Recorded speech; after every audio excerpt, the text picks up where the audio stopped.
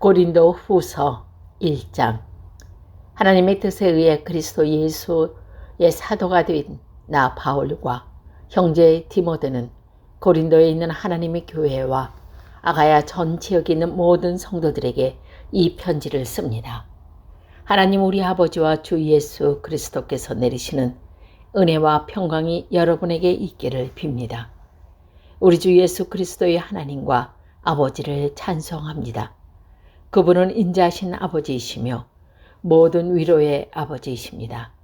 하나님은 우리가 여러 가지 환난을 당할 때 위로해 주셔서 우리가 하나님께로 받은 위로로서 여러 환난을 당한 사람들을 위로할 수 있게 하셨습니다. 그리스도의 고난이 우리에게 넘쳐나는 것처럼 그리스도로 말미암아 받은 우리의 위로도 넘치게 되었습니다. 우리가 환난을 당하면 이것은 여러분을 위로하고 구원받게 하기 위한 것입니다. 우리가 위로를 받는다면 그것도 여러분을 위로해 주기 위한 것입니다. 이 위로로 여러분은 우리가 당하는 고난과 동일한 고난을 받을 때에 오래 참습니다. 여러분을 향한 우리의 소망은 확고합니다. 왜냐하면 여러분이 우리가 당하는 고난에 참여한 것처럼 우리가 받은 위로에도 참여하고 있음을 알기 때문입니다. 성도 여러분, 우리가 아시아 지방에서 당한 환난을 여러분이 알아주시기를 원합니다. 우리는 감당하기 어려운 환난을 당해 삶의 소망조차 없었습니다. 마음속에서는 사망 선고를 받았다는 느낌마저 들었습니다.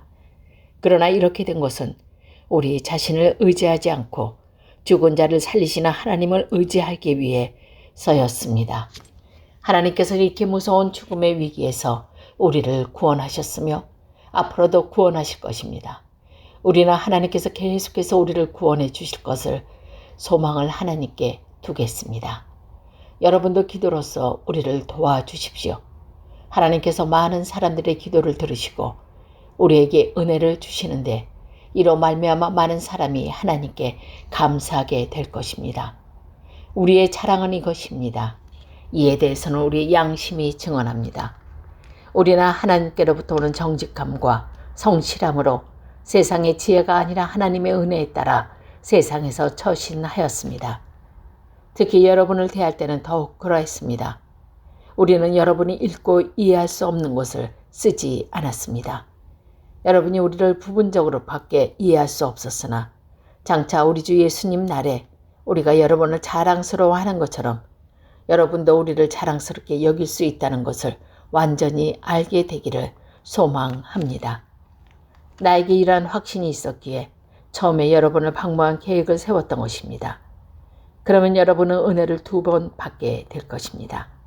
나는 마게도니아로 가는 길에 여러분을 방문하고 마게도니아에서 다시 돌아오는 길에 여러분에게 들러 여러분의 도움을 받아 유대로 갈 계획이었습니다.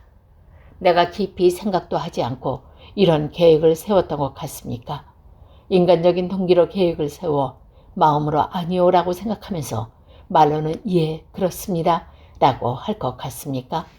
하나님께서 신실하신 것처럼 우리는 여러분에게 예라는 말과 아니오라는 말을 동시에 하지 않습니다.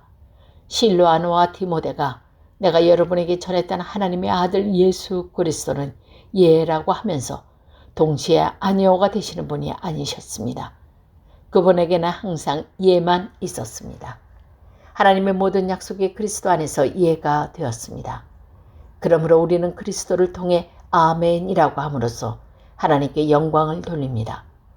여러분과 우리를 그리스도 안에서 굳세게 세우시는 분은 하나님이십니다. 하나님께서는 우리에게 기름을 부으시고 우리가 그분의 소유라는 표로 안을 치시고 이 보증으로 우리 마음에 성령을 주셨습니다. 하나님은 내 증인을 모시고 말하는 것인데 내가 고린도에 가지 않는 것은 여러분을 아끼는 마음 때문입니다. 또한 여러분의 믿음을 우리 마음대로 지배하라고 했던 것도 아닙니다. 여러분이 믿음에 굳게 서 있으므로 우리는 단지 여러분의 기쁨을 위해 여러분과 함께 일하는 사람일 뿐입니다. 2장. 나는 이번처럼 여러분의 마음을 아프게 하고 싶지 않아 다시는 방문하지 않겠다고 결심하였습니다. 내가 여러분의 마음을 아프게 했다면 내가 슬프게 한 여러분 이외에 나를 기쁘게 해줄 사람이 또 누가 있겠습니까? 내가 지난번 편지에서 이런 내용을 쓴 것은 내가 여러분에게 가게 될 때 나를 기쁘게 해 주어야 할 사람으로부터 슬픔을 당할까 염려했기 때문입니다. 또한 나는 나의 기쁨이 곧 여러분의 기쁨이라는 것을 확신합니다. 지난번 편지는 여러 환난과 마음의 고통으로 인해 많은 눈물을 흘리며 쓴 것입니다. 그러나 이 편지는 여러분을 슬프게 하려고 쓴 것이 아니라 여러분을 향한 나의 사랑이 얼마나 깊은지 알게 하려고 쓴 것입니다. 내 마음을 아프게 한 사람이 있다면 그 사람은 나를 아프게 했다기보다 어느 정도는 여러분 모두를 아프게 한 것입니다. 내가 어느 정도라고 말하는 것을 너무 심하게 말하지 않으려고 하는 것입니다. 많은 사람에게서 그 사람이 받은 처벌은 이미 그것으로 충분합니다. 이제는 그를 용서하고 위로하며 그 사람이 너무 슬퍼하거나 낙담하지 않게 해주십시오. 그러므로 내가 여러분에게 간곡히 부탁합니다. 그 사람을 향한 여러분의 사랑을 다시 한번 보여주십시오. 내가 여러분에게 편지를 쓴 것은 모든 일에 순종하는 자를 시험하여 알아보기 위해서였습니다. 여러분이 누군가를 용서한다면 나도 그 사람을 용서하겠습니다. 그리고 용서한 일이 있어서 내가 용서한 것이 있다면 그것은 여러분 앞에서 여러분을 위해서 용서한 것입니다. 또한 이 일로 우리가 사탄에게 속지 않기 위해서였습니다. 사탄의 계획을 우리가 모르는 것이 아닙니다. 내가 그리스도의 복음을 전하기 위해 드로아에 갔을 때 주님께서 내게 복음을 전할 수 있는 길을 열어주셨습니다. 그러나 나는 그곳에서 내 형제 디도를 만나지 못하여 마음이 편치 못했습니다. 그래서 나는 그곳 사람들에게 작별 인사를 하고 마게도니아로 떠났습니다. 그리스도 안에서 항상 우리를 이끌어 승리에 행진하게 하시며 어디서나 우리로 그분의 아는 지식, 향기를 품이게 하시는 하나님께 감사를 드립니다. 우리는 구원받은 사람들에게나 멸망당하는 사람에게나 하나님 앞에서 그리스도의 향기입니다. 멸망하는 사람들에게는 죽음에 이르게 하는 죽음의 향기지만 구원받은 사람에게는 생명에 이르게 하는 생명의 향기입니다. 그렇다면 일에 하기에 합당한 사람은 누구이겠습니까? 우리는 많은 사람들과 달리 돈을 벌기 위해 하나님의 말씀을 팔고 다니는 사람들이 아닙니다. 우리는 하나님의 보내심을 받은 사람답게 하나님 앞에서 그리고 그리스도 안에서 진실하게 말합니다. 3장. 우리가 또다시 자화자찬을 하기 시작했다고 생각하십니까? 혹은 우리가 어떤 사람들처럼 여러분에게 보일 추천장이나 여러분에게서 받은 추천장이 필요한 사람입니까? 여러분 자신이 바로 우리 마음속에 썼고 모든 사람들이 알고 또 읽고 있는 우리의 편지입니다. 여러분은 우리의 사역의 결과로 나타난 그리스도에게 보내는 편지입니다. 이 편지는 먹이 아니라 살아계신 하나님의 성령으로 쓴 것이며 돌판이 아닌 사람 마음판에 쓴 편지입니다. 우리는 그리스도에 인해서 하나님 앞에서 이러한 확신이 있습니다. 우리는 이러한 일을 할 수 있는 자격이 우리에게 있다고 생각하지 않습니다. 우리의 자격은 하나님께로부터 나옵니다.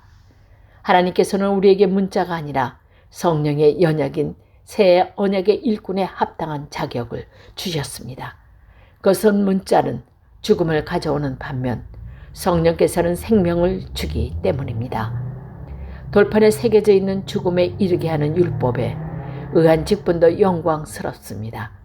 그래서 비록 사라질 영광의 광채이기는 하지만 이스라엘 자손들은 모세의 얼굴에 나타난 광채 때문에 그의 얼굴을 똑바로 보지 못했습니다. 그러니 성령의 사역은 얼마나 더 큰 영광스럽겠습니까? 사람들에게 죄가 있다고 판정하는 사역도 영광스러운데 의를 가져다주는 사역은 얼마나 더 영광스럽겠습니까? 이런 면에서 훨씬 더 빛나는 영광과 비교해 볼 때 이전에 영광스러웠던 것은 전혀 영광스러운 것이 아니었습니다. 사라져버리고 또 영광스럽다면 영원히 지속될 것을 더욱 영광스러울 것입니다. 이러한 소망이 우리에게 있기에 우리는 매우 담대합니다. 우리는 이스라엘 자손이 자기 얼굴 광채로 사라져가는 것을 똑바로 쳐다보지 못하게 하려고 자기 얼굴에 수건을 덮은 모세처럼 하지 않습니다. 그러나 이스라엘 자손들이 마음이 둔해진 까닭에 오늘까지도 옛 언약을 읽을 때 수건을 그대로 쓰고 있습니다. 이 수건이 아직까지 벗겨지지 않고 있는 것은 이것이 오직 그리스도 안에서만 벗겨질 수 있기 때문입니다. 오늘까지도 이스라엘 자손들이 모세의 글을 읽을 때 그들의 마음속에 수건이 덮여 있었습니다. 그러나 누구든지 주님께 돌아올 때 그 수건은 벗겨질 것입니다. 주님은 성령이십니다. 주님의 성령께서 계신 곳은 자유가 있습니다. 우리는 모든 수건을 벗은 얼굴로 주님의 영광을 봅니다. 이렇게 해서 우리는 주님의 형상으로 변화하여 점점 큰 영광에 이릅니다. 그 영광은 성령이신 주님께로부터 나오는 것입니다.